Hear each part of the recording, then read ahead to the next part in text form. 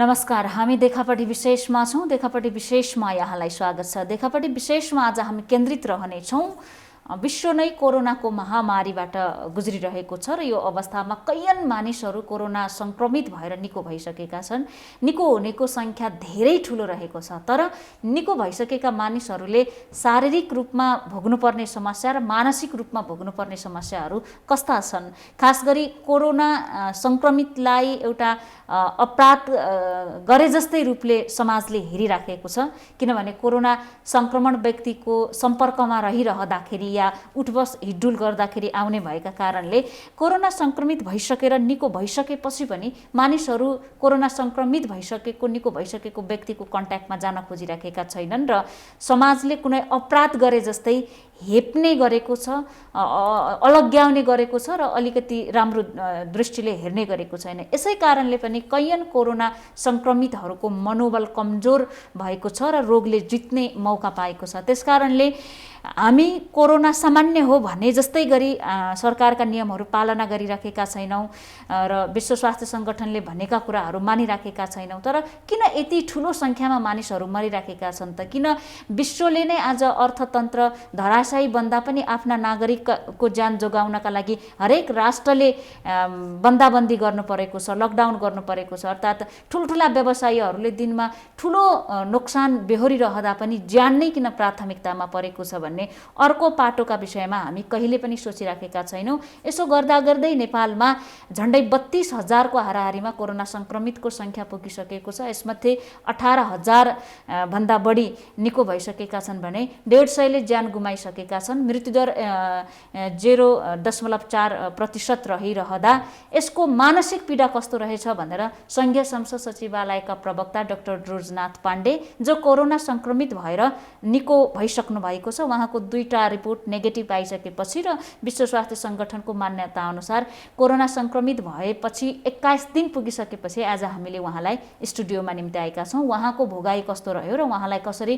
Corona निको भयो भन्ने विषयमा उहाँसँग कुराकानी गर्नेछौँ। यहाँलाई स्वागत छ।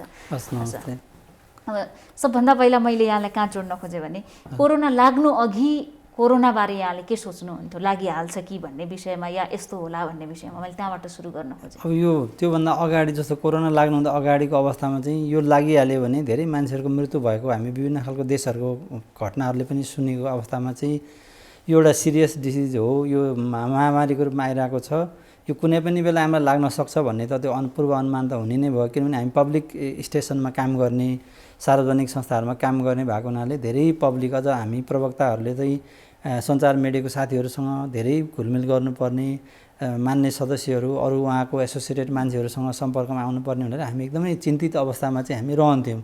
हरेक दिन हामीलाई कुनै पनि बेला यसले टच गर्छ भन्ने खालको अनुमान चाहिँ हामीलाई हुन्थ्यो, जोखिममा छु भन्ने निश्चितै थियो। हो, त्यो अवस्थामा हामीले चाहिँ अहिले जुन खालको हामी प्र्याक्टिस गरिरहेछौँ, मास्क लगाउने, दूरी कायम गर्ने, यस्ता कुराहरू हामी भरसक ट्राई चाहिँ गरिरहेको हुन्थ्यौँ। तर पनि त्यो सम्भव हुँदैन थियो। कतिपय ठाउँहरूमा हामीलाई बस्ने ठाउँहरूमा चाहिँ त्यो डिस्टेन्स मेन्टेन गर्न गाह्रो हुने, अप्रत्याशित घटनाहरू कामहरू गर्नु पर्दाखेरि सम्पर्कमा परिने, त्यस्ता कुराहरू भइरहेको थियो। अब यही क्रम अन्तर्गत चाहिँ हामीलाई जस्तो पूर्व अनुमानमा के हुन्थ्यो भने अब यो रोग लाग्यो भने मरिने पनि सक्छ, एउटा मृत्युको उसमा पनि जान सकिन्छ, यसलाई जोगाउन मान्छेहरू निको भएको कारणले जोगिन पनि सकिन्छ।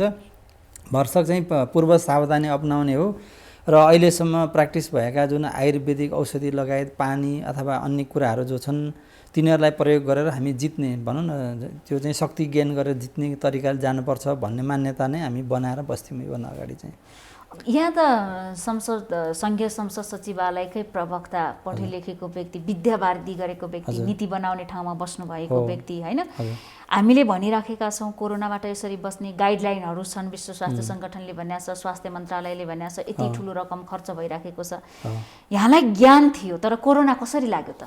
अब कस्तो भयो भने हामी चाहिँ अफिसको कामको सिलसिलामा म सार्वजनिक लेखा समितिको सचिव पनि भएको र सार्वजनिक लेखा समिति जुन प्रतिनिधि सभाको छ, समितिले चाहिँ एउटा बैठकबाट देशमा वनको फडानी व्यापक रूपमा भएको वैज्ञानिक वन विकास कार्यक्रम जुन व्यवस्थापन कार्यक्रम छ त्यो लागू गर्ने सिलसिलामा चाहिँ सालको रुखहरू यो पूर्वदेखि पश्चिमसम्म विभिन्न जिल्लाहरूमा चाहिँ धेरै काटिएको भन्ने कुराहरूको चाहिँ जुन उजुरीहरू पर्यो। त्यसपछि छलफल भइसकेपछि एउटा उपसमिति बन्यो मान्य प्रदीप यादवजीको नेतृत्वमा र 3 सदस्यीय उपसमितिलाई सहयोग गर्ने हिसाबले हामी सचिवालयको कर्मचारी साथीहरूसँगै एउटा टोली चाहिँ 8 जनाको टोली चाहिँ सिन्धुली हुँदै हामी 6वटा जिल्ला तराईको 6वटा जिल्लामा चाहिँ यो वन फडानी सम्बन्धी अध्ययन गऱ्यौँ।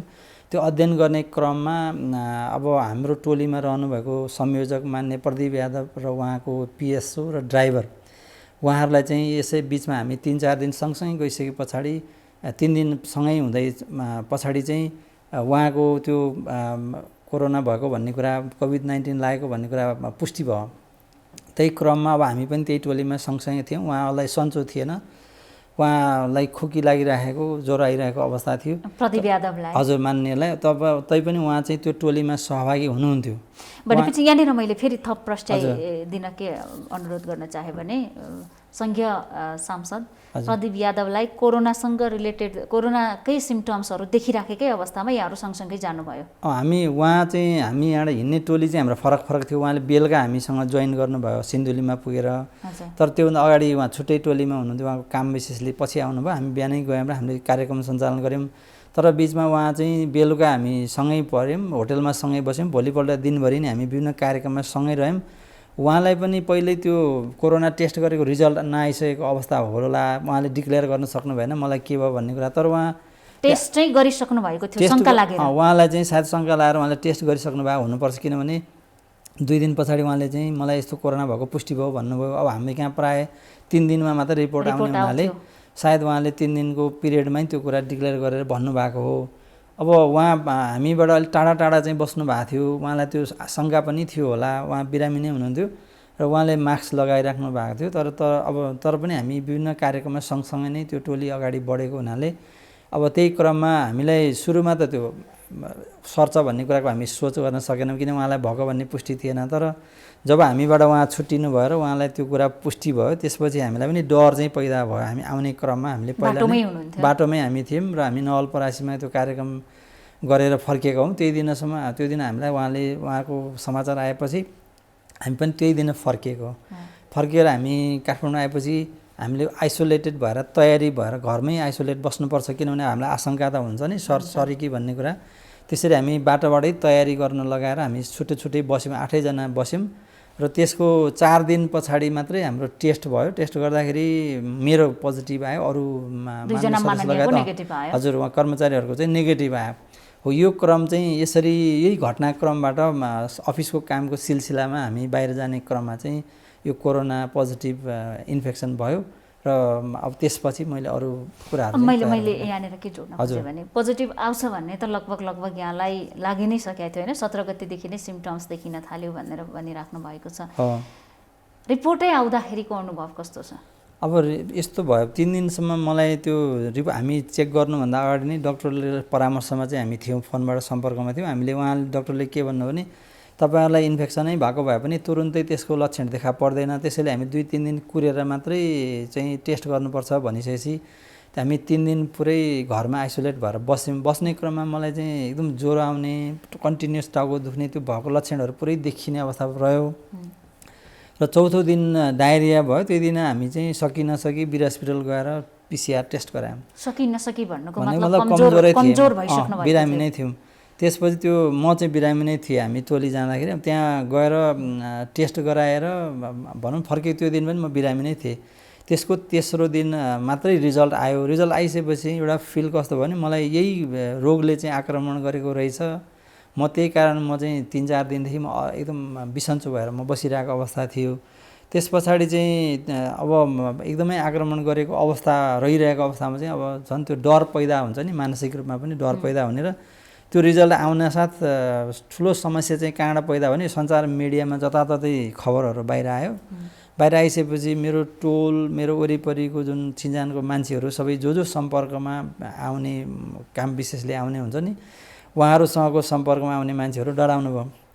त्यसपछि टोल नै हामी कहाँ अब हाम्रो गेट, हाम्रो घर सिल भयो भनौँ न, बाहिर कोही पनि निक्लिने भित्र जाने भएन। त्यसपछि हामीसँग सम्पर्कमा रहेका अन्य घरमाका मान्छेहरूलाई पनि त्यही घरमै सिल गरियो भनौँ न, टोलको मान्छेहरूले जो कन्ट्याक्टमा आउनुभएको थियो या जो टोलमा आउनुभएको टोलको समितिका साथीहरू जो सुधार समिति हुन्छ टोलमा हुने, उहाँहरूले चाहिँ ती घरहरूलाई सिल गर्ने र प्रोटेक्सन गर्ने काम।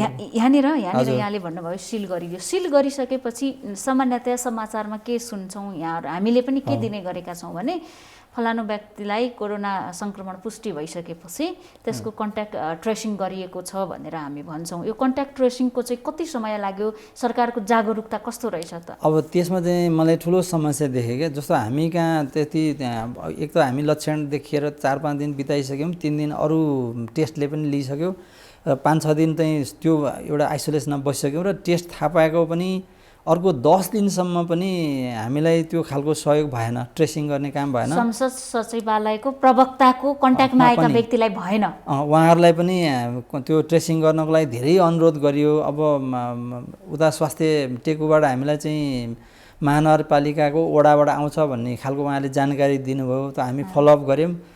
कहिले अब वडामा सोद्धाखेरि उहाँहरूले पनि हामीसँग थोरै सीमित जनशक्ति छ, धेरै ठाउँमा जानुपर्ने छ, पालो अनुसार आउँछ भन्नुभयो, भोलि आउँछ पर्सि आउँछ भन्दै उहाँहरूले 10औँ दिनसम्म पनि।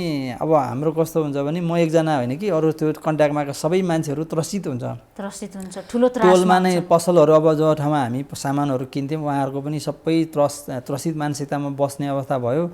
र एकजना अर्को बिरामी हुन्थ्यो क्यान्सरको रोगी, उहाँलाई हस्पिटल जानेसम्म वातावरण बनेन, किनभने त्यो घरको मान्छेहरू चाहिँ हामीहरू कन्ट्याक्टमा हुनुहुन्थ्यो। गर्दाखेरि त्यहाँ 6-7 जना त्यसरी लकमा बस्नु भएको थियो। गर्दाखेरि हामी हरेक दिन चाहिँ फोन गर्थ्यौँ बिहान दिउँसो बेलुका, तर कहीँबाट उपाय नलागेपछि मैले अब वडाबाट त्यो सम्बन्ध उहाँहरू आउने अवस्था बनेन। धेरै दिनसम्म कुर्यौँ, 7औँ-8औँ दिन हुँदाखेरि उहाँहरूले बार्गेनिङ पनि गर्नुभएको, बिचमा मान्छेको सङ्ख्या घटाऊ, अब मसँग कन्ट्याक्टमा भएको सङ्ख्या घटाउने भन्ने त हुन सक्दैन, जो कन्ट्याक्टमा अलरेडी हुनुहुन्थ्यो। यहाँनिर प्रस्ट्याइदिनुहोस् है, यहाँनिर प्रस्ट्याइदिनुहोस्। वडाबाट कन्ट्याक्ट ट्रेसिङ अर्थात् यहाँको सम्पर्कमा आएका व्यक्तिहरूलाई पनि कोरोनाको आशंका छ भनेर जुन कन्ट्याक्ट ट्रेसिङ गरिन्छ, उहाँहरू को आउनुभयो भनेर यहाँले लिस्ट दिँदाखेरि त्यो सङ्ख्या लुकाइदिनुहोस् पनि भनियो। त्यो घटाइदिनुहोस्, थोरैमा घटाइदिनुहोस् भने त लुकाइदिनुहोस् त हो नि। उहाँहरूको भनाइ चाहिँ धेरैमा हामी टेस्ट गर्न सक्दैनौँ, सङ्ख्या उहाँहरू बार्गेनिङ पनि गरिराख्नु भएको थियो। बार्गेनिङ भन्नेको सङ्ख्या घटाउने कि घटाउने, जस्तो 15 जना मैले भनिरहेको छु, 15 जना मेरो सम्पर्कमा हुनुहुन्छ, तपाईँले कमसेकम 15 जनाको तयारी गरिदिनुहोस् भन्दा उहाँहरू 7-8 जना भन्दा हामी सक्दैनौँ भन्ने लाइनबाट उहाँले सकभर तपाईँको कन्ट्याक्टमा कम भएका काठमाडौँको कति वडामा हो यो? 32 वडा हो, कोटेश्वर हो होइन। अब यति नजिकको पहुँच भएको, सम्पर्क भएको महानगरपालिका त अलिक सशक्त छ नि, उसमा त स्रोतहरू पनि छ। यत्रो हुँदै पनि त अब टोलमा चाहिँ त्यसरी त्रसित मानसिकतामा हामी 10 दिनसम्म बस्यौँ, तैपनि उहाँहरू आउनु भएन। अनि मैले चाहिँ इडिसिडी जो टेकुको डाइरेक्टरलाई फोन गरेँ, त्यसपछि त्यहाँको उहाँहरूको त्यो पिसिआर मेन्टेन गर्ने जुन इन्चार्ज हुनुहुन्थ्यो उहाँले कन्ट्याक्ट गर्नुभयो। त्यो उहाँहरू पनि धेरै ठाउँहरूमा त्यो विशेष टोलीहरू परिचालन हुँदो रहेछ यस्तो अवस्थामा, र उहाँहरू पनि व्यस्त भएको अवस्थामा मैले अन्वय विनय गर्दा उहाँहरूले यो अख्तियारको जुन टोलीमा इन्फेक्सन भयो नि, प्रमुख आयुक्त लगायत सबैलाई हो, उहाँहरूको पिसिआर सकेर बेलुका 5:30 बजे त्यही टोलीलाई बोलाएर रिक्वेस्ट गरेर अनि म कहाँ आएर उहाँहरूले 15 जनाको टेस्ट गरिदिनु भयो। त्यो भनेको 10औँ दिनको कुरा थियो। त्यो बेलासम्म ओडा आएन, जबकि ओडा आउँछ है भनेर सरकारले भनिराखेको छ। यहाँनिर आम सर्वसाधारणले बुझ्नु जरुरी छ। एकदम उहाँहरू नआएपछि यताबाट मैले रिक्वेस्ट गरेपछि उहाँहरूले आएर त्यो टेस्ट गरिदिनु भयो। टेस्ट गरेको 3 दिनपछि रिजल्ट आएपछि बल्ल ओडाले चाहिँ मलाई सम्पर्कमा आयो कि। अब सम्पर्कमा आएपछि मैले के भन्यो भने तपाईँहरूले आउनु भएन, मैले टेस्ट गराइसकेँ, अब म कहाँ तपाईँ आउनु पर्दैन भनेपछि उहाँहरूले मेरो एसोसिएटेड नभएका अन्य मान्छेहरूलाई त्यही मेरो नाम मार्फत उहाँले 8 जनाको टेस्ट गराउनु भएछ त्यही टोलमा आएर। भरे टेस्ट गरेको राम्रै कुरा थियो, कन्ट्याक्ट लेस भएर मेरै कन्ट्याक्टमा नभएका तर मान्छेलाई तर यहाँसँग कन्ट्याक्ट नगरेर अब त्यो आशंका भएका मान्छेहरू भनेपछि सिधा हिसाबले बुझ्ने हो भने पिसिआर करप्सन भन्न मिल्छ। एकदम म यसलाई चाहिँ एकदम सरासर करप्सन नै भन्छु। अब म आफै आइसोलेटेड भएर बसेको छु, मसँग मैले अझ ठुलो स्वर पनि गरेँ उहाँलाई अति भइसकेपछि तपाईँहरू नआउनुहोस्, आउनु पर्दैन, तपाईँहरूले हामीलाई सहयोग गर्न सक्नुहुन्न, हाम्रो जे अवस्था हुन्छ भनेर मैले अनि टेकुपट्टि सम्पर्क गरेर उहाँहरूलाई बोलाएर गरेँ। तर त्यो गरेको तेस्रो दिनपछि उहाँहरूले मलाई सम्पर्क गर्नु, मैले मेरो सबैको नेगेटिभ आएछ, म आफू आइसोलेटेड बसेको छु, सुरक्षित छ, तपाईँ चिन्ता लिनु पर्दैन भनिसकेपछि मैले के खबर सुने भने उहाँहरूले आएर 7-8 जनाको हाम्रो टोलकै अन्य मान्छेहरू गर्नुभयो भन्ने सुने, तर जो मान्छे मेरो सम्पर्कमा थिएनन्। भनेपछि यसरी उनीहरूले मिसयुज गरेको, यो यहाँको नामबाट पिसिआर मिसयुज भयो, त्यो स्वाभाविक कुरा थियो। किनभने मैले उहाँलाई खबर गरेको थिएँ मेरोपट्टि टेस्ट भइसक्यो भनिसकेपछि उहाँहरू म कहाँ दोहोऱ्याएर आएको होइन। त्यसपछि मलाई फलोअप 2टा टेस्ट चाहिँ टेकोबाटै फलोअप गरेर उहाँले टेस्ट गरिदिनु भयो मेरो हकमा। त्यसपछि म कोरोना मुक्त भएको आज चाहिँ भनौँ 22 दिन भयो। 22 दिनपछि म चाहिँ मैले पनि सामान्यतया विश्व स्वास्थ्य सङ्गठनले भनेकै नियम अनुसार 21 दिन पुगेपछि मात्रै यहाँ बोलाउने आँट आएको हो, किनकि जोखिम छ। अब यहाँनिर बुझ्नुपर्ने के जरुरी छ भने आम सर्वसाधारणमा कोरोना के पनि होइन भन्ने प्रकारले जति पनि सरकारले भित्र बस्दिनुहोस्, अनावश्यक कामले नहिँड्नुहोस् भनिराखेको छ। सरकारले प्रदेश सरकारलाई, स्थानीय सरकारलाई अधिकार दिएको छ, बजेट पनि दिएको छ, पर्याप्त होला नहोला, तर त्यसको मिसयुज र युज हुने कुरामा, सही सदुपयोग र नहुने कुरामा चाहिँ यहाँको अनुभव कस्तो रह्यो त? यहाँ त एउटा जिम्मेवार व्यक्ति हो नि। एकदम मैले चाहिँ सन्देश दिनु पर्दाखेरि म चाहिँ आम मान्छेहरूलाई के भन्छ भने यो लाग्नुभन्दा अगाडि जो सावधानी अपनाउँछौँ नि हामीले, त्यो अपनायो भने चाहिँ त्यो एकदमै फार बेटर छ। किनभने जब हामी आइसोलेसनमा बस्यौँ, यो रोग लाग्यो, त्यसपछिका 21 दिन भनेको यति लामो टिडिएस भयो, यति धेरै तनावपूर्ण भयो, धेरै मान्छेहरूलाई चाहिँ त्यो आशंकामा हामी बाँच्नु पर्यो। धेरैलाई चाहिँ मतलब लाग्यो कि भन्ने खालको आशंकाले बस्दा हामीले खानपिनको लागि पनि दैनिक रूपमा चाहिँ एकदम कष्ट बेहोर्नु पर्यो।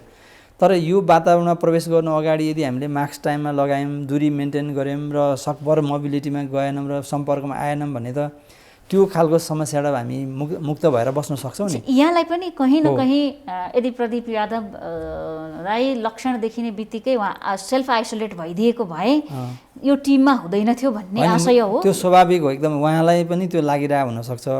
तर लक्षण देखिएको अवस्थामा हामीले हिडडुल गरिहाल्नु होइन। मतलब उहाँ यदि हामी बिरामी छौँ, हामीलाई बिसन्चो छ भने तत्काल पिसिआर टेस्ट गराउन जाने यो त सरकारले आह्वान गरेकै छ। त्यसकारण त्यो जानेर आफू चाहिँ आइसोलेट भएर बस्नुपर्छ। यसले गर्दा के हुन्छ भने अरू थप सङ्क्रमण हुने स्थिति बन्दैन। जस्तो माननीय प्रदीप यादव सरको पनि अवस्था हेर्दाखेरि उहाँको पिएसओ, ड्राइभर, म लगायत जो अब हामी वरिपरिबाट इन्फेक्टेड भयौँ, हामी बस्न सक्थ्यौँ नि।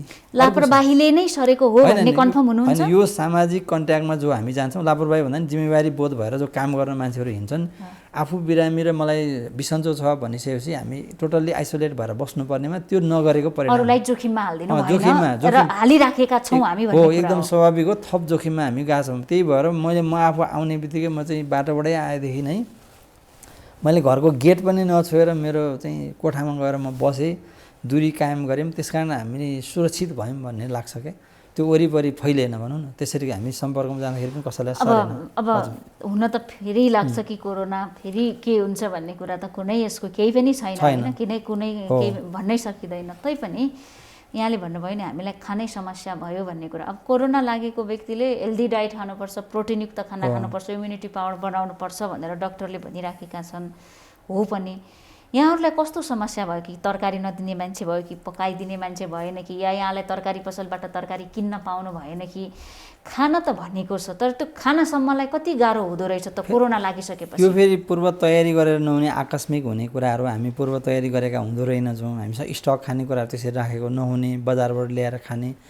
अब तत्काल त्यो लाग्ने बित्तिकै पसलमा जान पनि हामी हेजिटेट गऱ्यौँ, बस्न जान सकेनौँ। हाम्रो परिवार कोही पनि बाहिर निक्लिने स्थिति बनेन। मेरो हकमा चाहिँ मैले मेरो आफन्त हुनुहुन्थ्यो गठागर बस्नुहुँदा, म कोटेश्वर बस्ने, गठागर टाढा हो नि त। उहाँहरूले मोटरसाइकलमा खानेकुरा पकाएर ल्याएर मलाई डेली डेलिभरी गरिदिनुहुन्थ्यो। यसले गर्दाखेरि मेरो घरको अरू मेम्बरहरूले मसँग कम कन्ट्याक्टमा बस्दा पुग्यो होइन, र खाना ल्याएर मलाई राखिदिनुहुन्थ्यो। म त्यही अनुसार लिन्थेँ, फोनबाट सम्पर्क गरेर खाना आयो आएन थाहा हुन्थ्यो।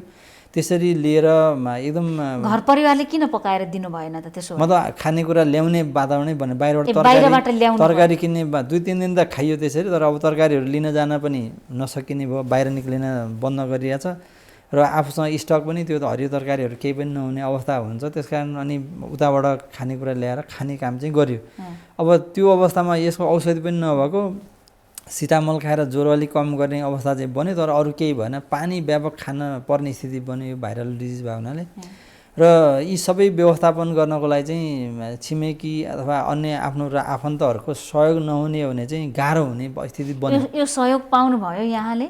मैले मेरो नातेदारहरूबाट टाढाबाट ल्याएर चाहिँ गरियो, तर वरिपरिको छिमेकीहरूबाट त्यस्तो सहयोग अपेक्षा गर्न वरिपरिको छिमेकी जस्तो छतहरू जोडिएको हुन्छ, कम्पाउन्डहरू वालहरू जोडिएको हुन्छ, उहाँहरू त त्यो अवस्थामा उहाँहरूलाई दोष दिनुभन्दा पनि एउटा समाजले एउटा माइन्डसेट गरेको छ नि, यस्तो त्यो के रहेछ त, आखिर उहाँहरूले के गरिदिनु भयो त? त्यो त्रासको वातावरण यस्तो बन्यो कि उहाँहरू पनि देखा पर्ने स्थिति पनि बनेन क्या। जस्तो म एउटा घरमा छु, अब नजिकको जोडिएको घरहरूको मान्छेहरू पनि देखा पर्ने र सान्त्वना जाहेर गर्ने अवस्था बनेन, खालि फोनबाट सोध्न सक्ने अवस्था रहेन। फोनबाट चाहिँ उहाँहरूले भन्नुभयो के छ कसो छ स्थिति कुरा चाहिँ हाम्रो अब फोनबाट चाहिँ भयो, तर प्रत्यक्ष चाहिँ त्यस्तो भेट हुन सकिने देखादेख गर्न सकिने अवस्था पनि बनेन। अब यसले के भने मानसिक रूपमा चाहिँ त्यो धेरै दिनसम्म तनावैमा बाँच्नुपर्ने अवस्था चाहिँ बन्यो। सिङ्गो टोल छिमेकी नै तनावमा रह्यो, सबैजनालाई त्यो त्रास चाहिँ कायम रहिरह्यो। अब यहाँनिर अर्को प्रश्न के जोड्न खोज्यो भने मरि पो हाल्छु कि भन्ने सोच कतिपटक आयो? अब त्यो चाहिँ सुरुमा जुन 3 दिनसम्म लगातार टाउको दुखिराख्ने, ज्वरो आइराख्ने कन्टिन्यू हुँदाखेरि चाहिँ जिउ पनि एकदम कमजोर हुने, पसिना आइराख्ने हुँदाखेरि अब यो त यसले त छोड्दैन कि के हो, म अझ कमजोर हुन्छु कि भन्ने लाग्थ्यो त्यो। अब मसँग औषधि पनि थिएन, मैले सिटामोल मगाएँ, त्यो सिटामोल ल्याएर खाएपछि अलिकति कम भए जस्तो हुन्थ्यो, ज्वरो फेरि आइरहन्थ्यो र अनि मुख चाहिँ एकदमै सुकिराख्ने कारणले मैले पानीकै अभाव भएको हो कि भने मैले पानी चाहिँ व्यापक खाएँ, 4 लिटर 5 लिटर मैले डेली पानी खाएँ, तातो पानी बनाएर खाएँ। त्यसपछि त्यो आयुर्वेदिक जुन गुर्जोको झोलहरू, बेसार ज्वानो पकाएको अदुवा राखेको चाहिँ त्यो झोल बनाएर बिहान दिउँसो बेलुका 3 पटक चाहिँ घरकोबाट सर्भ भयो त्यो गरेर खाइयो। त्यो व्यापक रूपमा खाइराखेपछि चाहिँ त्यसले कम गरेको हो कि भन्ने महसुस चाहिँ भयो। भनेपछि गुर्जो बेसार पानी यो फेरि भन्दिनुस् न अरु सबैलाई। जस्तो आयुर्वेदिक हुन्छ नि हाम्रो मसलाहरू जुन हुन्छ, अब जस्तो अदुवा ज्वानो मेथी राखेर त्यो पकाएर बेसार हालेर पानी पकाएर चाहिँ झोल बनाएर बिहान दिउँसो बेलुका खाइयो। गुर्जोको चाहिँ त्यो जुन टुक्राहरू कुटेर त्यसलाई धुलो बनाएर झोल बनाएर त्यसको रस खाइयो, त्यो चाहिँ बिहान दिउँसो बेलुका खाइयो। र अनि त्यसपछि मैले चाहिँ जस्तो अन्डा लगाइदियो खानेकुराहरू पनि बिहान दिउँसो बेलुका एकदमै खाएँ मैले। त्यसरी धेरै खाँदाखेरि मतलब आफ्नो डाइट पनि पेलेर खाइयो। उता सिटामलले ज्वरोलाई कम गर्ने काम भयो, गर्दा पानी पनि व्यापक खाइसकेपछि चाहिँ यसले बिस्तारै त्यो चौथो दिनदेखि चाहिँ छोड्यो। मलाई त्यो अनुभव भयो, अब यसले कम हुन्छ कि भन्ने लाग्यो। त्यस पछाडि दोहोरिएर आएन पनि, तर त्यो 3 दिनसम्म चाहिँ एकदमै डर लागिरहेको थियो, मरिहाल्छु भन्ने सोच पनि आयो। मलाई एकदमै अब म हस्पिटल लान पनि मलाई अब कसले लैजान्छ, कसरी जाने होइन भन्ने खालको चाहिँ फिल चाहिँ हुँदो रहेछ।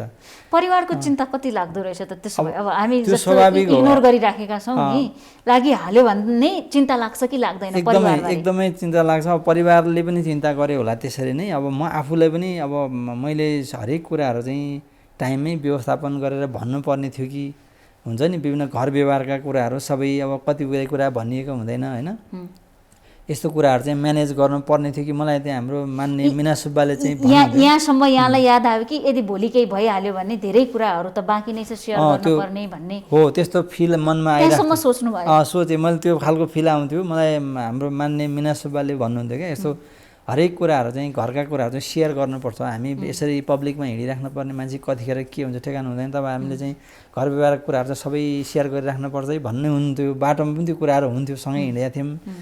अब घरमा आइसकेपछि ती कुराहरूले अरू घर गऱ्यो क्या, त्यो चिन्ताले चाहिँ अझ मलाई चाहिँ बढी पिरलो भयो भनौँ न।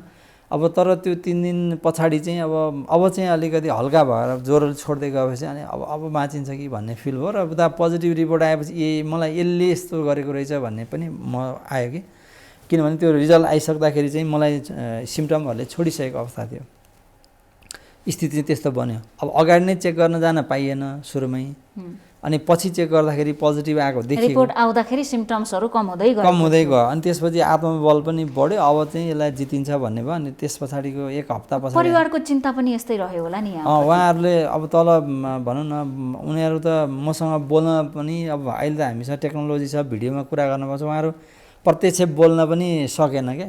सुरुमा चाहिँ फोनबाट मात्रै हाम्रो कुरा हुन्थ्यो। अनि जब 1 हप्ता पछाडि चाहिँ बल्ल उनीहरू पनि मसँग बोल्न सक्ने स्थिति, एकै घरमा एकै छतमुनि बसेर पनि हामी टाढै अवस्थामा बन्यौँ कि, एउटा त्यस्तो आइसोलेटेड ठाउँमा बस्दाखेरि।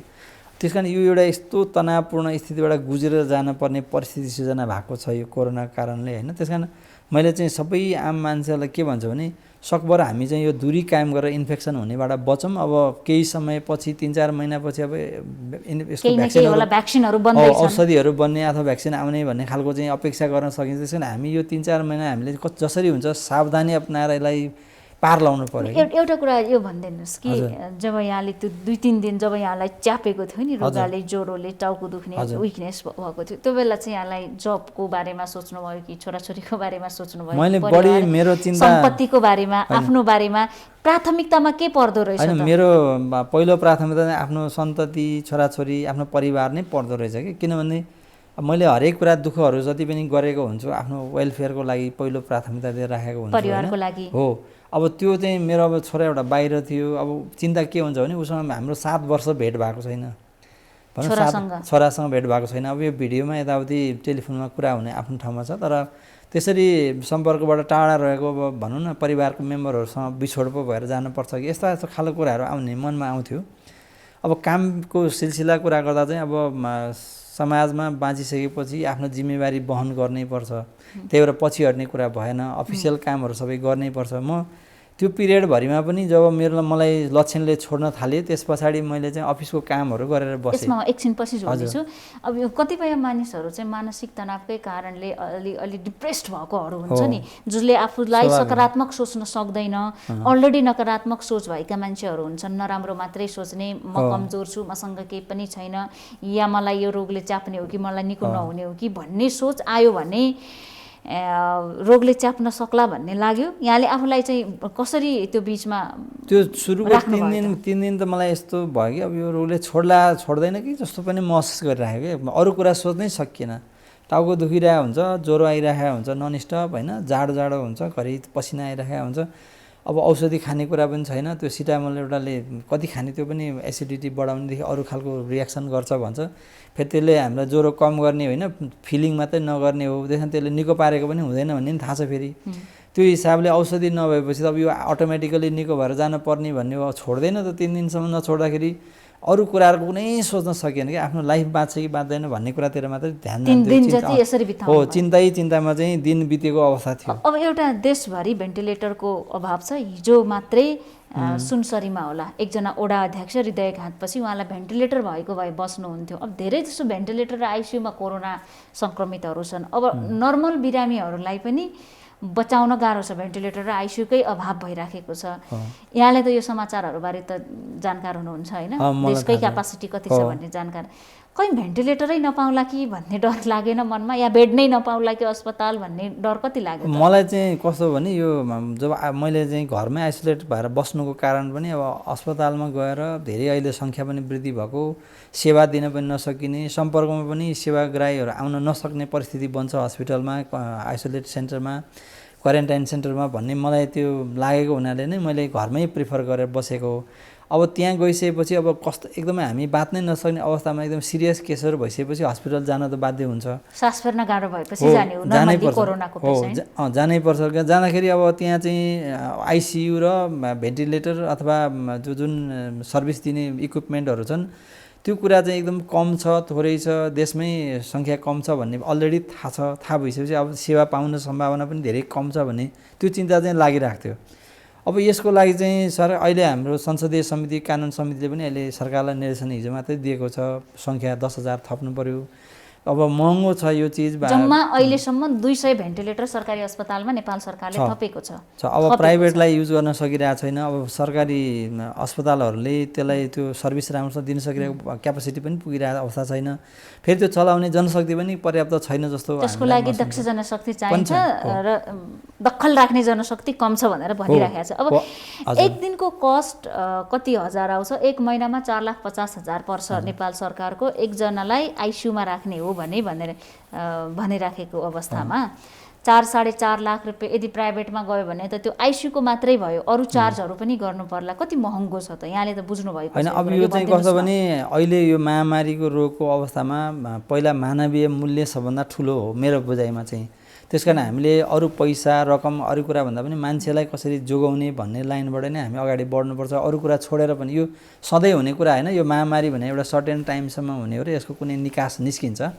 त्यसपछि हामी चाहिँ इकोनोमिक ग्रोथ गर्ने, अरू विकास काम गर्ने, अरू काम गर्ने गर्छौँ। तर यो इमर्जेन्सी सिचुएसन भएको हुनाले यस्तो अवस्थामा चाहिँ हर हालतमा हरेक क्षेत्रबाट सहयोग जुटाएर चाहिँ हामीले उपचारका उपकरणहरू जुटाउने र सावधानीका उपायहरू अपनाउने काममा चाहिँ एकदम युद्ध स्तरमा लाग्नुपर्छ भन्ने लाग्छ मलाई पनि। र त्यो क्षेत्रमा हामीले गर्नुपर्ने सहयोग, हाम्रो क्षेत्रबाट गर्नुपर्ने कुराहरू गर्नुपर्छ। अब त्यसको लागि चाहिँ हरेक जनताले, हरेक मान्छेले चाहिँ सहयोग गर्ने ठाउँहरू छ कि, जस्तो अब मास्क लगाएर दूरी कायम गरेर बस्दिनु पनि त यसले सहयोग पुर्याएको हुन्छ। सकभर प्रिभेन्टिभ मेजरमा हामी गयौँ भने खर्च पनि कम लाग्छ। अब सिरियस बिरामीहरूको लागि हो त्यो चिज भनेको, त्यस कारण त्यसको डिस्ट्रिब्युसन पनि जहाँ बढी प्रकोप छ, जहाँ बढी इन्फेक्सन सङ्ख्या छ त्यो क्षेत्रमा ल्याउनु पऱ्यो क्या। जस्तो अब कञ्चनपुरमा चाहिँ भेन्टिलेटर छ, हामी कहाँ यहाँ बिरामी चाहिँ यहाँ चाप बढी छ भने त्यसले काम गर्न पाएको अवस्था निर्देशमा उपलब्ध हो हुनुपर्छ। क्षेत्रगत रूपमा पनि वितरण पनि त्यही अनुसार गरेर व्यवस्थापन गर्नुपर्छ। यो जो सरकारको कुरा भयो, स्वास्थ्य मन्त्रालय लगायत त्यसको निकायहरूले कतिवटा ल्याउनुपर्छ, प्रोजेक्सन पनि गर्नु पऱ्यो। एकैचोटि थप्न सकिँदैन भने बिस्तारै सङ्ख्या बढ्दै जाने स्थिति भयो भने त्यो पनि ल्याउने वातावरण पनि बन्नु पऱ्यो। फेरि रातारात खरिद गर्न सकिँदैन, ल्याउनुलाई पनि टाइम लाग्छ, मान्छेहरू त मरिरहेका हुन्छन् होइन। त्यो हिसाबले समयमै तयारी गर्नुपर्ने कुराहरूमा चाहिँ सम्बन्धित निकायले ध्यान दिनुपर्छ भन्ने चाहिँ लाग्छ। अर्को कुरा, यहाँले त त्यो आफूलाई आइसोलेट राखेकै अवस्थामा अफिसको काम पनि गर्नुभयो, लेखा समितिका केही काम बाँकीहरू थिए, त्यसपछि कविता लेख्नुभयो भन्ने कुरा चर्चित भइराखेका छन्। हजुर, यो कुरा बारे चाहिँ यहाँले चाहिँ किन यस्तो गर्नुभयो त? के जरुरी थियो त? यहाँ त बिरामी छुट्टीमै हुनुहुन्थ्यो होइन, नगरी नहुने पनि थिएन। त्यस कारणले किन आफूलाई त्यहाँ व्यस्त? मलाई चाहिँ दुईवटा कुराले प्रेरित गरिरहेको थियो। सुरुको 3-4 दिन चाहिँ मैले त्यो लक्षणहरू देखा परिरहँदा बिरामी भइरहेको चाहिँ केही पनि गर्न सक्ने अवस्था रहेन। तर जब ज्वरोले छोड्यो र यसको सिम्टमहरू कम हुँदै गएपछि चाहिँ अब धेरै दिनसम्म कुरिराख्नु पऱ्यो दिनभरि आफूलाई भुलाउनको लागि, नत्र भए नकारात्मक सोचाइहरू दिमागमा आइराख्ने हुँदो रहेछ।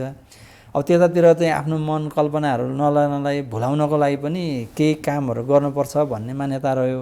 त्यसैले मेरो चाहिँ स्टाफ कलेजको तालिम चलिरहेको थियो, यो सिनियर एक्जिक्युटिभ ट्रेनिङ हुन्छ, सहसचिवहरूले लिनुपर्ने 6 महिनाको तालिम, त्यो चाहिँ अनलाइनबाट चलाएँ। मैले करिब 4 दिन चाहिँ म त्यो तालिममा पनि 2-2 घन्टा सहभागी भएँ र केही समय त्यसले पनि मलाई इन्गेज गरायो।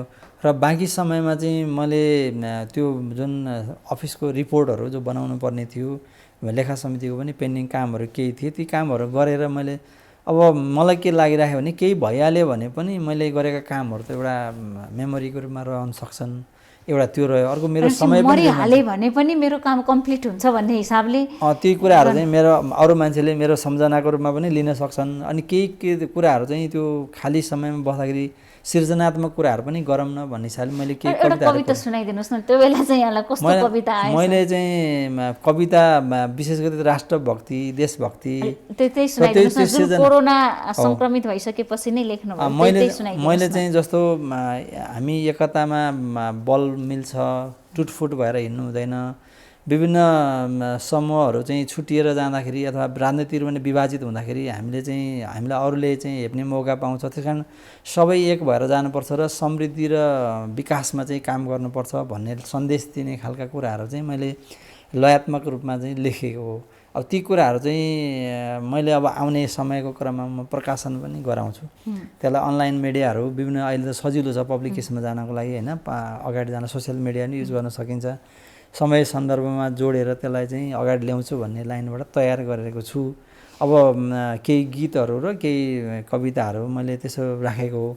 अब मेरो भनाइ चाहिँ के भने म अरूलाई पनि एउटा साङ्केतिक रूपमा के हुन्छ भने यही गर्नुपर्छ भन्ने छैन, आफूलाई जे मन परेको चिजहरू छ जो आफूलाई गरौँ भन्ने लागेको छ, यस्तो पीडामा पर्दाको अवस्थामा चाहिँ हामी त्यो समयलाई सदुपयोग गर्न सक्छौँ। सृजनात्मक कामहरू गरेर जुनसुकै कुराहरू जे पनि हुनसक्छ, त्यो भनेको म्युजिक प्रदर्शन गर्न सक्ने अथवा खेलकुदहरू अथवा हरेक कुराहरू चाहिँ अहिले हामी प्रविधिको प्रयोग गरेर गर्न सक्ने अवस्थामा भएको हुनाले समयलाई सदुपयोग गरौँ र राम्रो कामहरू गरेर जाँदा मेमोरेबल पनि बन्छ यो पछि आफूलाई पनि। अलिकति डक्टरकोतिर पनि प्रश्न गर्न चाहे।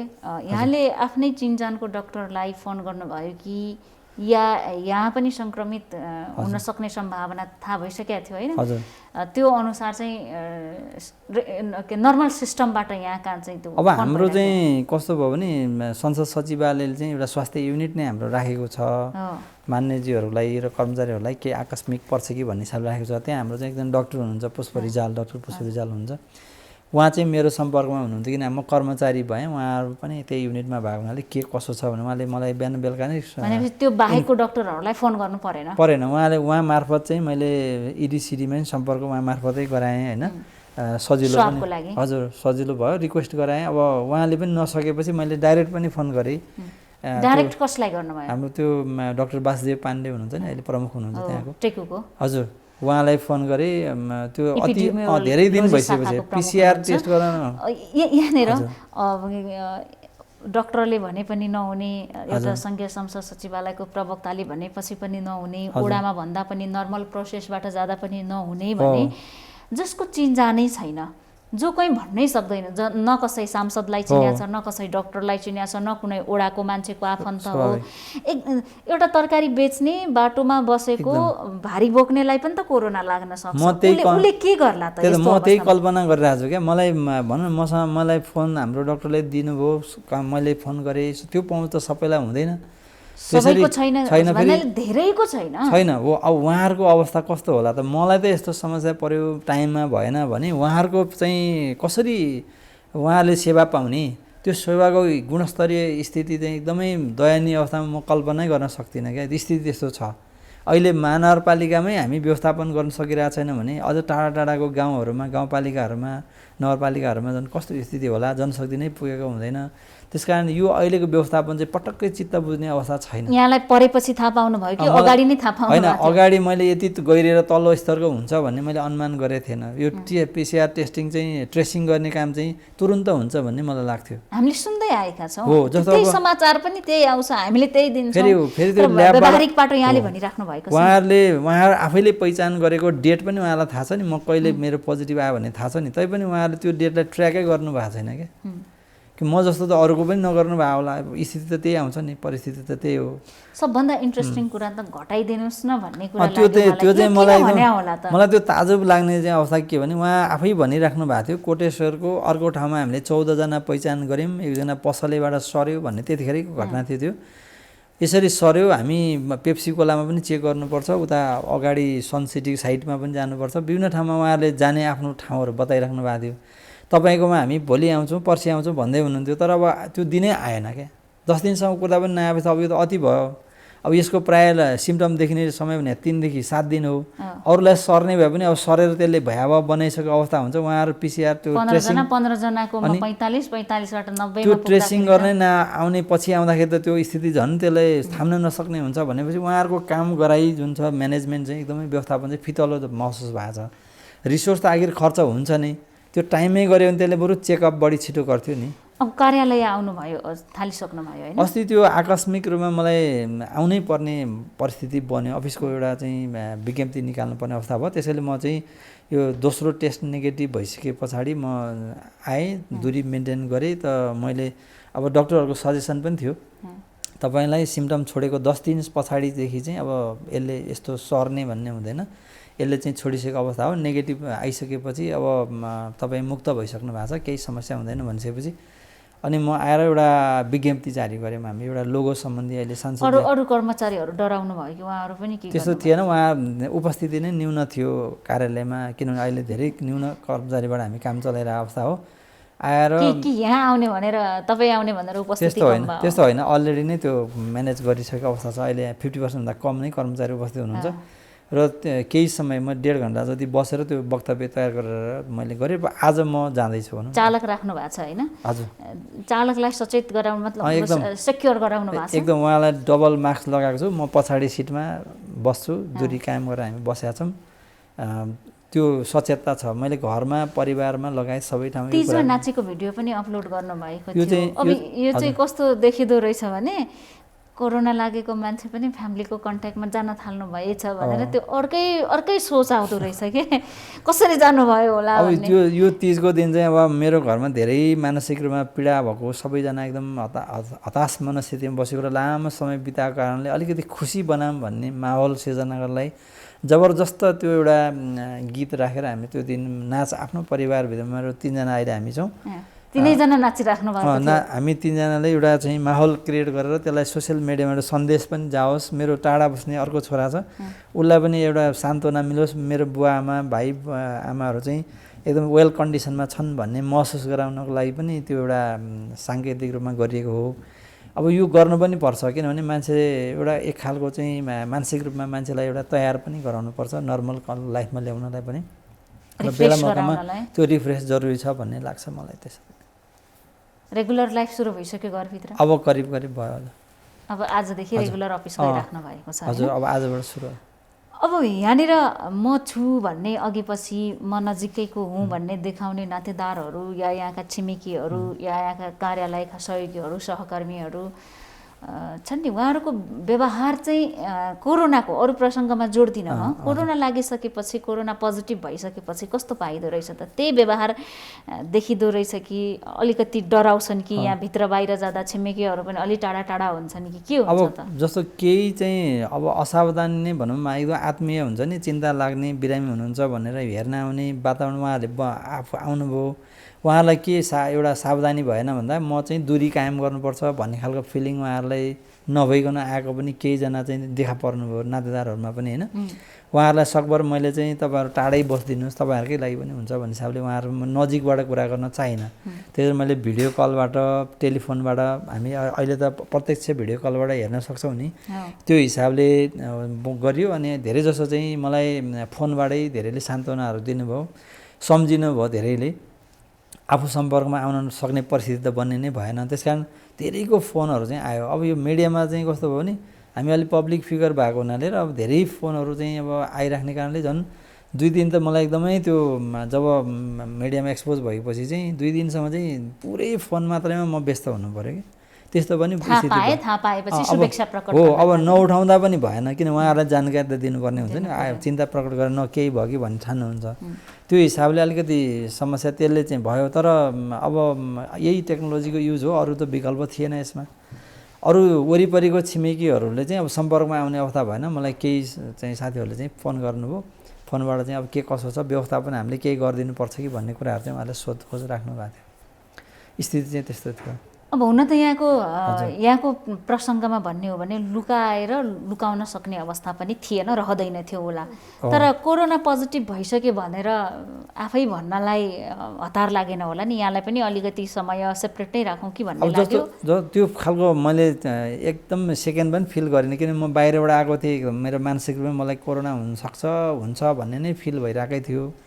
नारायणघाटमा हुँदै अब मान्नेलाई कोरोना भयो भन्ने कुराको समाचार आइसकेपछि एक त त्यसै पनि हामी त्यो घेराभित्र परिसकेका थियौँ, त्यसकारण त्यो खालको सोचाइ नै आउन पाएन। अनि आएर बसिसकेपछि आइसोलेट भएर बसिसकेपछि म सिम्टमहरू देखा परेर म पीडित भइसकेका थिएँ। त्यस पछाडि टेस्ट गरिसकेपछि रिजल्ट पोजिटिभ आइदियो, गर्दाखेरि म चाहिँ परिस्थितिवश अनि त्यो समाचार पनि अटोमेटिकल्ली बाहिर गइदियो, सचिवालयबाटै बाहिर, मन्त्रालयको प्रेस ब्रिफिङ भन्दा अगाडि नै समाचारहरू आइसकेका थियो। आइसकेपछि अब कहीँ कन्ट्रोल गर्ने राख्ने नभन्ने त कुरै आएन थियो। हामीले बरु हाम्रो साथीहरूलाई मान्यज्यूलाई भएको कुराहरूलाई चाहिँ अलि कन्ट्रोल गरेर गरौँ है, हामी पुगेर टेस्ट गरेपछि हेरौँला भनेको थियो। अब त्यो पनि रहने परिस्थिति बनेन। अब स्थिति त्यो रह्यो। तर अब मलाई चाहिँ अहिले कस्तो लागेको छ भन्दाखेरि जस्तो हाम्रो टोलमा अहिले अर्को एकजना बहिनीलाई पनि, त्यो एनसेलमा काम गर्ने बहिनीलाई पनि यो देखिएको छ, हिजो पोजिटिभ आयो, अस्तिबाट देखिएको छ। म हुँदाखेरिको अवस्थामा पहिलो केस थियो, त्यस कारण सबैलाई एउटा चासोको विषय बनाएको थियो होइन, सिल गरिरहेको थियो। वरिपरि सबै मान्छेहरू चाहिँ बाटोमा हिँड्दा पनि घरतिर हेरेर हिँड्थे, यो घरलाई कोरोना भएको छ भन्ने खालको फिल गर्थे। अब अहिले त्यो मलाई भएर निको भइसकेपछि र कसैलाई पनि नसरेको नेगेटिभ आएको अवस्था देखेपछि चाहिँ अहिले त्यो बहिनीलाई चाहिँ अलिक सजिलो भएको छ। उहाँको अवस्थामा चाहिँ अहिले चेक त्यो आइसोलेट गर्ने उहाँलाई सहयोग गर्ने त्यस्तो खालको चाहिँ भनेपछि अहिले मानसिकता अलिकति परिवर्तन हो अलिअलि कम भयो। यदि जुन 15 जनाको कन्ट्याक्ट ट्रेसिङ भयो त्यसमा कसैलाई पोजिटिभ देखेको भए अझै डराउँथ्यो एकदमै भयावह हुन्थ्यो। अब यहाँनिर के भयो भने यहाँ सचेत व्यक्ति पर्नुभयो, बाटैबाट यहाँले भन्नुभयो मैले गेट खोलिराख्नु भने ढोका खोलिराख्नु भने सिधै म आफ्नो रुममा गएर बसेँ, लक गरेँ, सेल्फ आइसोलेट गरेँ भन्नुभयो। अब कतिपय मान्छे त के पनि गर्छन् भने जस्तो प्रदीप यादवकै कुरा गरौँ, मैले उहाँप्रति मेरो प्रश्न होइन कि उहाँले पनि त्यसरी नै आफूलाई आइसोलेट गरिदिएको भए यहाँलाई उहाँबाटै सरेको लाग्छ भन्ने लागेको हो भने नहुन सक्थ्यो। यहाँहरूलाई लाग्दैन थियो अनि त्यो गर्नु नै पर्थ्यो, किनभने त्यो कन्ट्रोल त आखिर त्यही कन्ट्रोल गरेर नै यसलाई नियन्त्रण गर्ने हो। नत्र भने त अब हामीले अलिकति नेग्लिजेन्स गर्ने बित्तिकै त्यो त फास्ट सर्छ, मान्छे टु मान्छेमा क्विक सर्छ भन्ने त थाहा भइसक्यो नि। त्यस कारण हामीले यसलाई सावधानी नअपनाउने हुँदा त्यो त कन्ट्रोलै गर्न सकिँदैन, बढेर जान्छ। अब अहिले लकडाउनको कारणले अब अहिले 3-4 दिन हामी जब कर्फ्युमा बसेका छौँ, अब पछि हेर्नुहोस् न यसको रिजल्ट अटोमेटिकली कम हुन्छ क्या। किन भन्दा अब यो सम्पर्कमा मान्छे कम हुने बित्तिकै त्यो सर्दैन। 6-7 दिन हामीले पार लगायौँ भने सर्दैन रहेछ क्या। यसको उहाँहरूको भनाइअनुसार पनि मलाई अर्को एकजना डक्टर हाम्रो यो क्यान्सरको डक्टरले पनि भन्नुहुन्थ्यो, उहाँलाई पनि लागेको रहेछ सरे पनि त्यो भाइरस एक्टिभ हुन पाउँदैन भन्ने कुरा छ। त्यसले बरु भ्याक्सिनको काम गर्छ भनेर डक्टरहरूले 10 दिन पछाडि चाहिँ त्यो लागेको मान्छेबाट सर्दैन भन्ने खालको कुरा गर्दै हुनुहुन्थ्यो। त्यो भएपछि कमसेकम 10 दिनको पिरियड चाहिँ पार गराएर यसलाई नियन्त्रण गरेर बस्दियो भने यसले कम हुन्छ भन्ने खालको चाहिँ कतिपय मानिस सरकारले लकडाउन गर्नुहुन्न, लकडाउन गर्नुहुन्छ भनेर यसमा वैचारिक रूपमा बहसमा उत्रिएका छन् होइन। यहाँले चाहिँ के भन्नुहुन्छ? मेरो भनाइ हो भने के कसरी हामी अगाडि बढ्ने हो? अब हाम्रो जस्तो यो गरिब मुलुकमा उपचार गर्न नसकिने अवस्था भयावह हुँदाखेरिको अवस्थामा हामीले चाहिँ अघि पनि भन्यौँ भेन्टिलेटर आइसियुको चाहिँ व्यवस्था छैन भन्ने अवस्थामा चाहिँ हामीले गर्ने भनेको सावधानी अपनाउने र प्रिभेन्टिभ मेजर नै हो। र प्रिभेन्टिभ मेजर र अर्को प्रमोसनल भने मान्छेलाई डाइटहरू खुवाउने, अरू बिरामीहरू हुनु नदिने, राम्ररी केयर गर्ने, यो काममा हामीले बढी इन्गेज गर्नुपर्छ, लाग्नुपर्छ। अब त्यसको लागि चाहिँ सोसियल डिस्टेन्स मेन्टेन जुन अब हामी सम्पर्कमा कम आउने, गतिविधिहरू कम गर्ने भन्ने छ। अब मान्छेले यो सधैँ गर्नुपर्ने अवस्था पनि होइन। यो जस्तो अहिले कर्फ्यू हामीले सधैँ लगाउन सम्भव हुँदैन, तर केही समय लगाएर मान्छेलाई सचेत गराएर सम्पर्कबाट टाढा राख्ने बानी विकास गर्नलाई पनि यो जरुरी लाग्छ क्या। सरकारले हरेक व्यक्तिलाई पिटेर सचेत गराउने कुरा भएन। सञ्चार माध्यमले भनिराखेकै छ, सरकारले विश्व स्वास्थ्य सङ्गठनले भनेको छ, संसारका सारा राष्ट्रले मानिसके कोरिया इटलीमा त्यस्तो भयावह मृत्यु भएका सब गण्न नसक्ने अवस्थामा पुगेका देशहरू पनि कन्ट्रोलमा ल्याइसके कोरोनालाई। हामी किन विग्रह भएको छौँ त? हामीलाई के पुगेको छैन कि हामी अनावश्यक काममा पनि हिँडिदिनु पर्ने हामीलाई के जरुरी छ? अब यो चाहिँ कस्तो भने सुरुमा हामीले कन्ट्रोल धेरै टाइट गऱ्यौँ, त्यतिखेर फैलेकै थिएन, कन्ट्रोल भएकै त थियो, अटोमेटिक थियो। त्यतिखेर हामी धेरै टाइट गरेर हामीले चाहिँ बस्थ्यौँ, 2 महिना लकडाउनमै बस्थ्यौँ। तर त्यस पछाडि चाहिँ हाम्रो भयावह स्थिति बढेर गयो होइन। हामीले अहिले गर्नुपर्ने काम पहिला गरेको कारणले पनि समस्या भएको छ। अब यो चाहिँ परिस्थितिलाई चाहिँ मध्यनजर गरेर अहिले जुन कर्फ्यूको कुरा गरिरहेको छ नि, यो चाहिँ अब 1 हप्ता हामीले गरेर यसलाई अलिकति टाइट गर्ने, त्यसपछि बिस्तारै मान्छेहरूलाई एउटा रेगुलेसनमा विभिन्न क्रियाकलाप गर्दाखेरि दैनिकीमा पनि विथ कन्ट्रोल गर्दै गर्दै गर्दै अगाडि जसरी खोल्दै आएको थियो भने त्यही अनुसारको चाहिँ फेरि एकचोटि बिस्तारै खोल्दै जाने र कमसेकम 3 महिना चाहिँ जोगाउनु पर्यो। 3 महिनापछि यहाँले एउटा कुरा चाहिँ नढाँटेर के भनिदिनुहोस् भने विश्व स्वास्थ्य सङ्गठनले मानेको स्वीकार गरेको कुरा के छ भने नाक र मुखबाट धेरै सर्छ कोरोना, आँखाबाट कहिले काहीँ सर्न सक्छ भनेको छ। त्यो पुरै पुष्टि भइसक्यो पनि छैन। हात धुनुस् भनेको छ, खानु अघि लुगामा भयो भने त्यो त चेन्ज गर्दाखेरि आफै स्वतः हटिहाल्यो। यहाँको लापरवाही कारण यहाँले त्यो भ्रमणमा वनफडानी सम्बन्धी अध्ययन गर्न जाँदा मास्क खोल्नु भयो कि या त्यो बाध्यता थियो कि या हात धुनु भएन कि यहाँको पनि कमजोरी भयो? यहाँले के गर्नु भएन र कोरोना यहाँलाई लाग्यो त? त्यो एकदमै सजिलै तपाईँलाई मैले के भन्न सक्छु भने जस्तो मास्क लाउने भन्ने कुरा छ नि, यो बिहानदेखि बेलुकासम्म ननस्टप सम्भवै छैन तराईमा। यस्तो गर्मी छ, यति पसिना आउँछ नि, यो टाइममा निकाल्नुपर्ने अवस्था बन्छ। एउटा कुरा थियो। अर्को हामी जहाँ बस्यौँ त्यहाँ चाहिँ अब फ्ल्याटमा नजिक हुने भए पहिल्यै पूर्व अनुमान गर्न पाइएन। पहिल्यै थाहा भएको भए त हामी आफै पर भएर बस्थ्यौँ होला। उहाँहरूलाई कोरोना छ भन्ने पनि त्यो फिल भने आफ्नो टोली भएपछि आफ्नै भन्ने ठान्दो रहेछ क्या। हामी फिलिङ्स आफ्नो आउने भयो, यसमा कोरोना छैन भन्ने फिल हुँदो रहेछ। त्यो भएपछि हामी लापरवाही हुने स्वाभाविक भयो क्या। अहिले त्यो लाग्छ मलाई। यहाँले फेरि भनिदिनुहोस्, म यहाँलाई फेरि प्रश्न गर्दैछु, त्यो मास्क बोल्दाखेरि छलफल गर्दाखेरि एकदम खोलेर खोलेर बोलियो। यहाँबाट लापरवाही भयो, एकदम बाध्यतावश भयो। जस्तो जसरी भए पनि लापरवाही भयो। यो तराईमा चाहिँ नन स्टप लाउने यति गर्मी थियो, यति मतलब त्यो वातावरण थियो। अब मैले यहाँलाई अर्को एउटा सर्वसाधारणलाई केही दिन अघि डक्टरहरूलाई कुटपिट पनि गरेँ।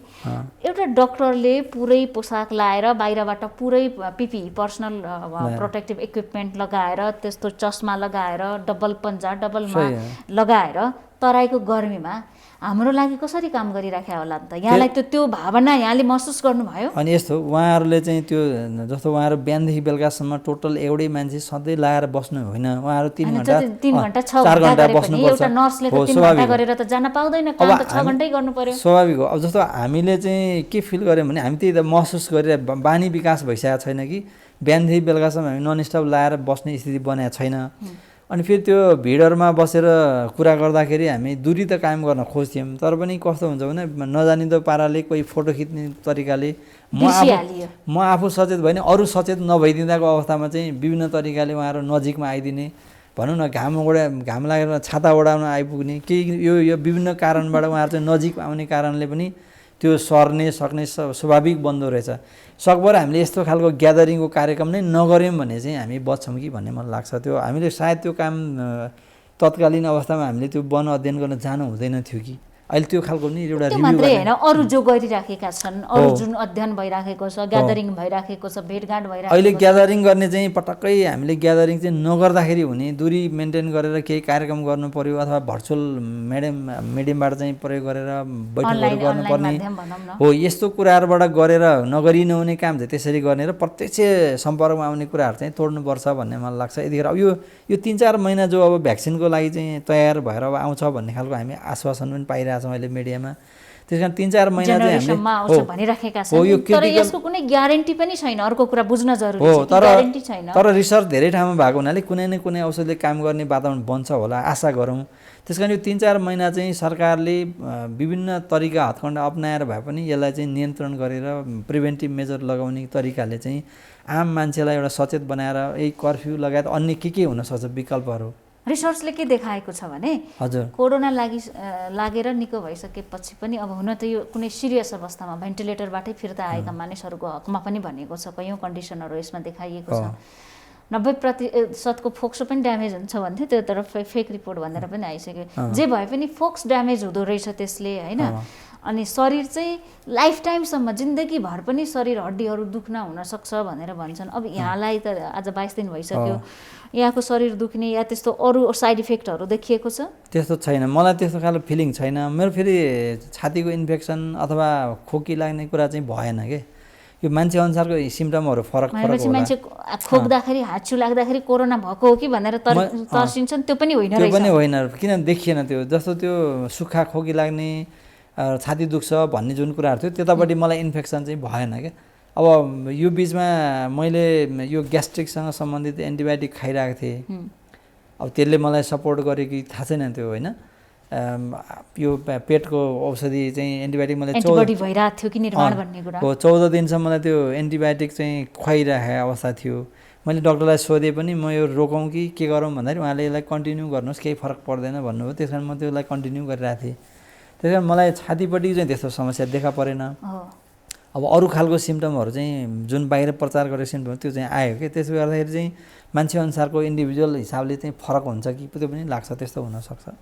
अब अन्त्यमा चाहिँ आम सर्वसाधारणलाई सरकारलाई के भन्न चाहनुहुन्छ कि? अब मेरो सन्देश अथवा मेरो चाहिँ रिक्वेस्ट के छ भने अब यो जुन अहिले हामी व्यवस्थापन गरिरहेछौँ, जसलाई कोरोना पोजिटिभ भएको छ उहाँहरूलाई चाहिँ जतिसक्दो छिटो ट्रेसिङ गर्ने, ट्र्याकिङ गर्ने र उहाँहरूको चाहिँ राम्रोसँग उपचार गर्ने वातावरण बनाउने र भौतिक र मानसिक रूपमा उहाँहरूलाई चाहिँ एकदम कसरी हुन्छ रिलिफ हुने खालको वातावरण तयार गर्ने कुरामा चाहिँ पहिलो प्राथमिकता, अरू कुरा छोडेर पनि त्यो काम गर्नुपर्छ र यसको लागि स्रोतको अभाव हुन दिनु हुँदैन र जनशक्ति पनि त्यसै अनुसार व्यवस्था गर्नको लागि चाहिँ एकदमै पुगेको छैन र लाग्नुपर्छ भन्ने एउटा चाहिँ म उहाँहरूलाई आग्रह गर्न चाहन्छु। अर्को चाहिँ आम जनमानसलाई चाहिँ यो अहिले जुन सरकारले जुन कर्फ्यू लकडाउन लगायतको कुराहरू गरेको छ, यसो सोसियल ग्यादरिङहरू नगर्ने, सम्पर्कमा नआउने, सकभर बाहिर ननिक्लिने, जस्तो मर्निङ वाकहरू पनि गरिरहनु जरुरी छैन क्या।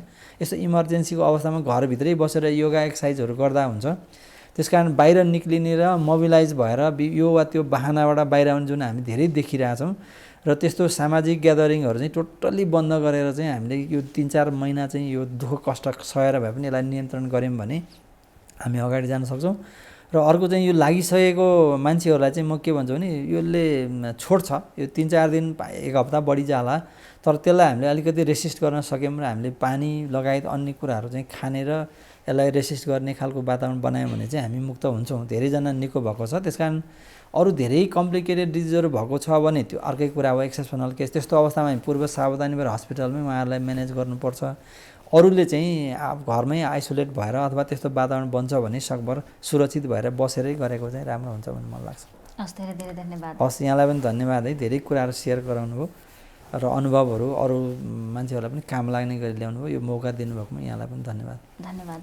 हामी देखापट्टि विशेषमा थियौँ, कुराकानी गरिरहेका थियौँ सङ्घीय संसद सचिवालयका प्रवक्ता डाक्टर रोजनाथ पाण्डे, जसलाई आजभन्दा 22 दिन अगाडि कोरोना पुष्टि भएको थियो र उहाँ अहिले कोरोना नेगेटिभ भइसकेपछि एउटा विश्व स्वास्थ्य सङ्गठनको मान्यता अनुसार नै 21 दिन पुगिसकेपछि हाम्रो स्टुडियोमा आउनुभएको र हाम्रो उद्देश्य पनि कोरोना लागिसकेपछि कस्तो अवस्था आउँछ, शारीरिक रूपमा मानसिक रूपमा मानिसले कस्तो प्रकारको समस्याहरूको सामना गर्नु परिरहेको छ, सरकारले कसरी काम गरिराखेको छ र हामीले बुझ्न के जरुरी छ।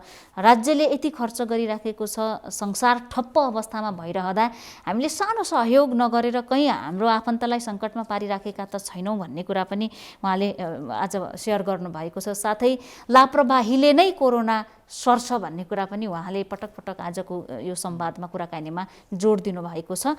उहाँलाई धेरै धन्यवाद दिँदै आज देखापट्टि विशेषबाट हामी सबै बिदा चाहन्छौँ। भोलि नयाँ पात्रका साथ उपस्थित हुनेछौँ।